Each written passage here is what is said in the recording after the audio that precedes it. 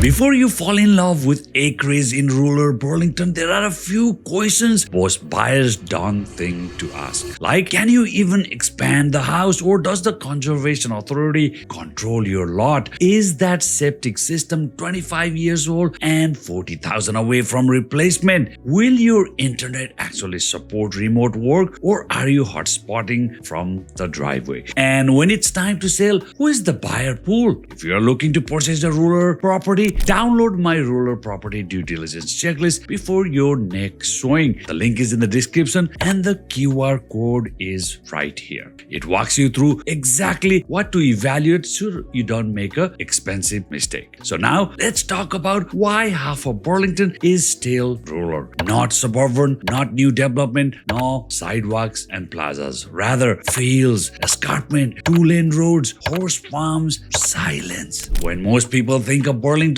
they picture Lakefront Park and the GO trains. But north of Dundas Street, everything changes. This is rural Burlington. It offers space, privacy, and open sky. But it also comes with real trade-offs. In this video, I'm going to show you what it's like living here day to day, so you can decide if this lifestyle truly fits your stage of life. Rural Burlington sits north of Dundas Street, stretching up to the Niagara Escarpment and the Greenbelt. The north-south roads that define the area are Brand Street, Guelph Line, Walker's Line, and Appleby Line. Running east-west, you'll hear names like Britannia Road, Dairy Road, Number 2 Side Road, Bell School Line. I mean, this is countryside. These are not subdivision streets, they are country roads. Some are winding, some are narrow, most are framed by farmland or forest. From here, 15 to 25 minutes to a Burlington or Appleby go, 10 to 15 minutes to Highway 407, 20 to 25 minutes to the QEW. You are connected, but not instantly. Living here means you transition from country roads to highways every single time. Rural Burlington isn't one neighborhood, it's not one master planned community, it's not uniform. It's a mix of small hamlets, estate properties, working farms, and a very few unique enclaves. Let's walk through the key pockets, starting with Lowville. Lowville has a historic, almost village-like feel. On weekends, you'll see cyclists riding through the country roads. These are century-old homes mixed with larger estate properties. It has the charm, it feels established, it's tucked away, but not isolated. That said, groceries and daily errands still mean driving south into the city. You are close, but not walkable close. Lowville attracts people who want character and countryside without feeling too far removed. Next, Kilbride. Kilbride takes you deeper into rural living and you notice the difference right away. The lots are bigger, the homes sit further back from the road. Many properties here have been in the families for decades. You'll find older farmhouses that have been expanded over time alongside custom homes built more recently. There is also a quiet luxury layer in Kilbride. Scattered throughout are substantial estate homes, gated entries, long private driveways, and significant square footage. In certain pockets, especially with acreage and escarpment views, values can move into multi-million-dollar range. From a family perspective, most students are bused. Elementary schools serve the rural corridor and high school students travel south into the Burlington proper. Program options aren't as extensive as the rest of Burlington, so families choosing Kilbride usually value space and privacy more than the convenience. And it is quiet here.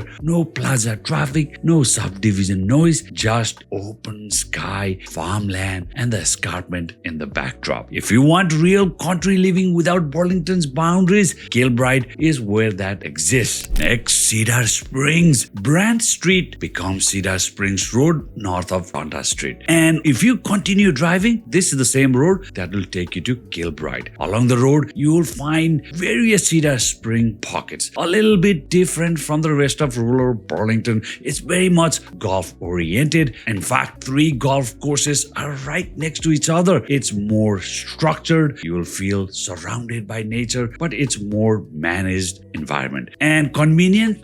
Yes, quick drive to town, and it tends to attract downsizers and lifestyle buyers who want the rural setting without managing acreage, wells, or large properties. It's less raw countryside, more curated rural living. And here is something different. Have you heard of Lost Forest Park, the hidden entry point if you're trying to get into housing? Let me ask you something. Where in Burlington can you buy a fully detached home for under $500,000? Not a condo, not a townhouse, in fact, a detached home. For most of Burlington, that simply doesn't exist. But along Millboro line, surrounded by forest, there is a small community called Lost Forest Park. And if your lifestyle fits, it can be an option. Lost Forest Park is a land lease community. You own the home, but you lease the land underneath it. It's quiet, it's tree-lined, and it's surrounded by conservation land. There is a strong sense of community here. Shared green space, even a shared pool. Neighbors who actually know each other. This isn't a suburban sprawl. It's a neat solution for a specific type of buyer. Someone who wants detached living in Burlington, but without the $1 million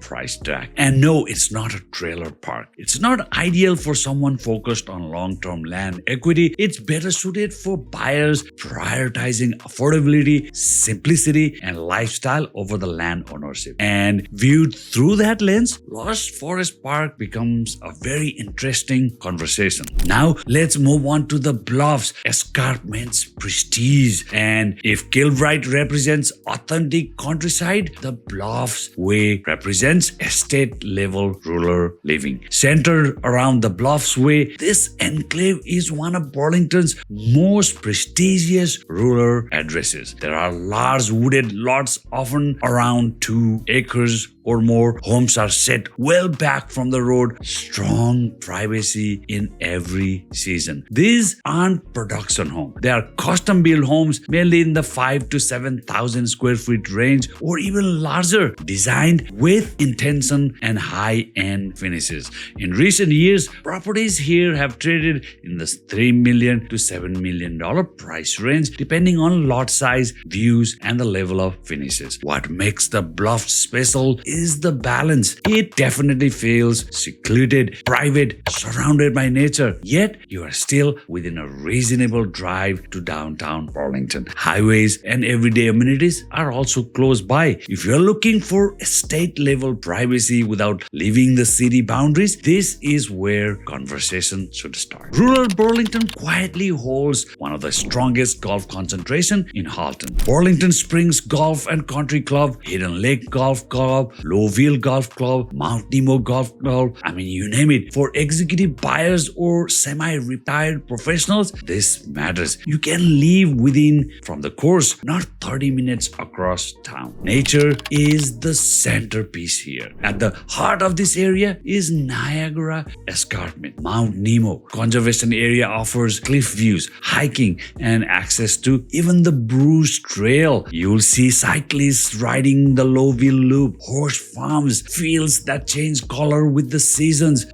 Even the Burlington Executive Airport adds character here. Though, depending on location, aircraft noise is something buyers should always evaluate carefully. This is a landscape you live, not just beside. There are no close-by grocery stores in rural Burlington. No walk-to coffee shops, no plazas, no transit stops. Every errand requires a car. You'll drive down Guelph Line, Walkers, or Appleby into the city. Groceries, pharmacies, restaurants, schools, GO trains.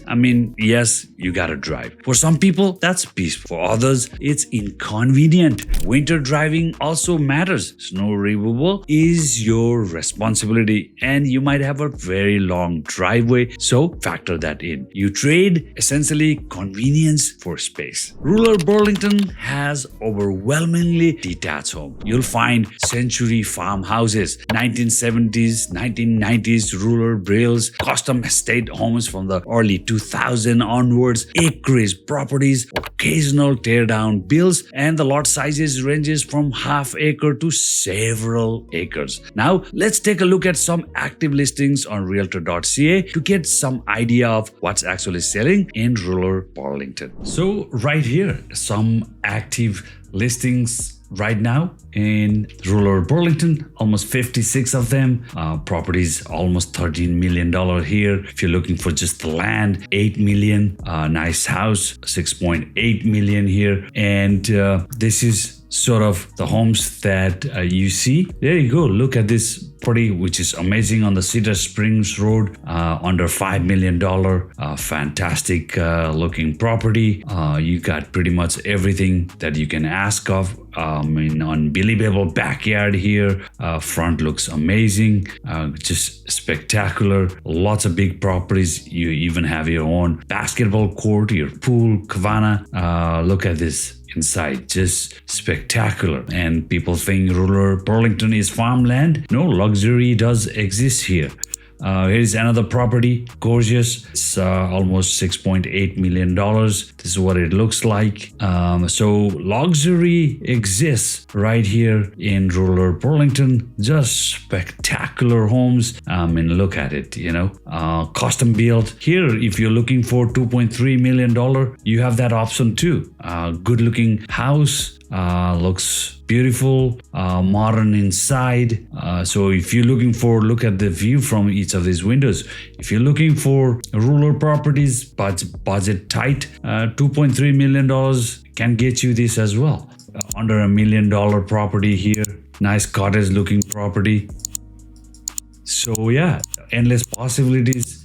I also noticed when you go at the least price, there are a lot of $1 properties here. Okay, a lot of properties listed as $1, and that's essentially because in the rural properties, no two properties are alike. And especially if it's the raw land like this one, buyer names the price, and if it meets the seller's expectation, then you have it. It takes two hands to clap, and they can have a handshake based on seller's expectation. And yes, we talked about the Lost Forest Park. So now here are these properties. They are not trailer park. They are manufactured housing, obviously, and you can get it for under $600,000 and even cheaper, $350,000, even cheaper, $299,000. Well, there you have it. Know this, that most homes are on septic systems, well water, propane, or alternate heating. This is not municipal service living, and buyers must inspect accordingly. Now let's review rural Burlington real estate market activities. So we looked at some of the different types of homes that you could buy on rural properties. So now take a look at the stats, and this is the whole of 2025. The rural Burlington had 50 sales, and the average price was $2.3 million.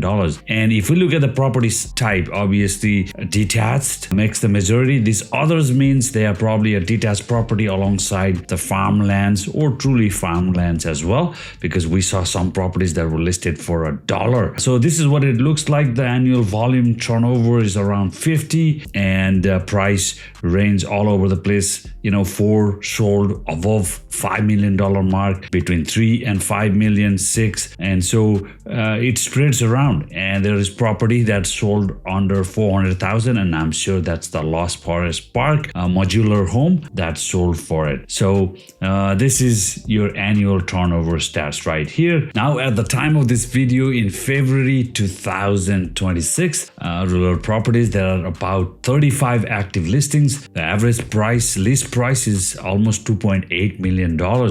So next, what I want to quickly do is take a look at the rural Burlington against the whole of Burlington. This is in the whole of 2025. Rural had 50 transaction volume, whereas the whole of Burlington has 2,363. Average price in the whole of Burlington was $1,090,000 in 2025, and the rural property had $2.3 million as average price.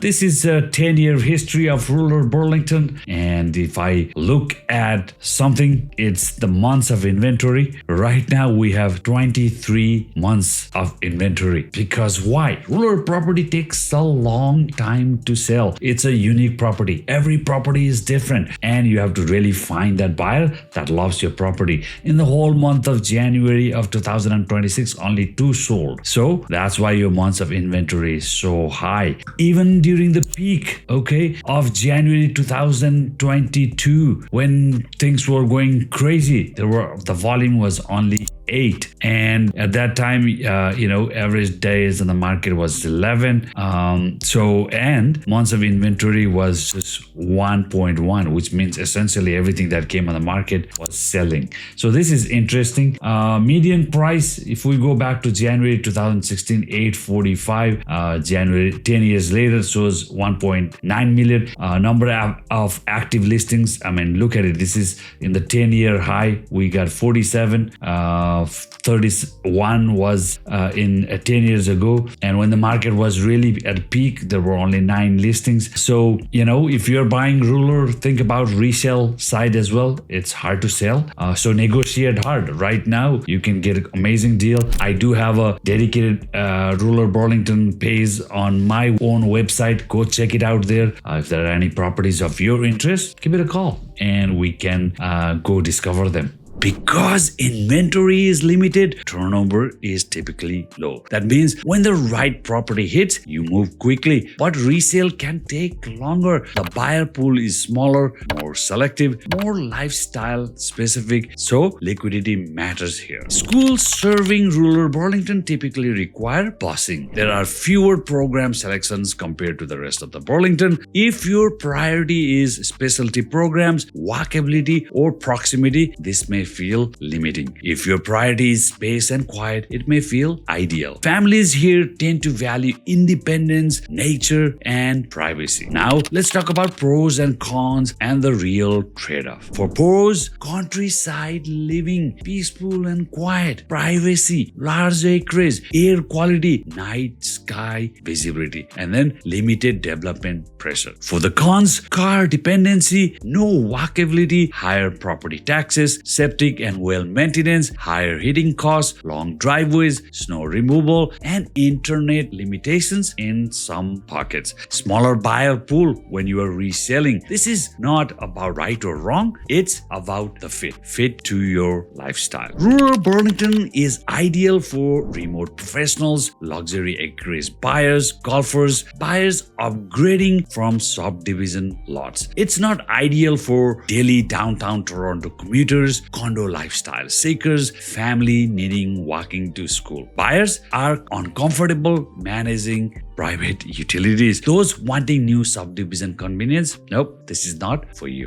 Rural Burlington is not about convenience, it's about the rhythm. Morning light across the open fields, evening is quiet without traffic, space between homes. It asks you to slow down, and in exchange, it gives you room to breathe. If that resonates, this could be one of the most unique places to live in Halton. If convenience is your priority, you may want to stay closer to the lake or the Dundas corridor. If you are considering buying in rural Burlington, I've already created a rural property tour checklist for you. It walks through septic A's, well testing, propane systems, internet availability, driveway, and drainage consideration. You'll find it on my website under the rural Burlington page. I also have the link in the description and in the pinned comments. Or, of course, the QR code is right here if you're watching on TV. Use it, or you could send it to someone considering buying rural properties. It's more than a checklist. And if you want to talk through whether this lifestyle fits your stage of life, please book a private, no pressure, one-on-one call with me. I'm Realtor Roshan, and in the next episode, we'll explore another Burlington neighborhood very different from this one. I'll see you there.